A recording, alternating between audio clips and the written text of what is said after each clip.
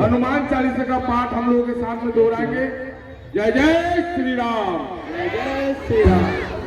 बोलो बुद्धहीन तनु जान के सुमिरो पवन कुमार। क्रम बजरंगे घुमत निवार सुमति के संगे कंचन वरण विराज सुवेशा कानन कुंडल कुंचित केसा।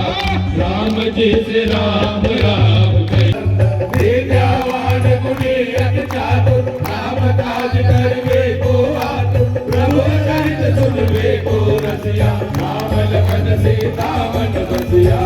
राम जी से राम राम कहियो। सूक्ष्म रूप धरि दिखावा विकट रूप धरि लंक जरावा। भीम रूप धरि असुर सहारे रामचंद्र के काज सवारे। लाए सजीवन लखन जियाए श्री रघुवीर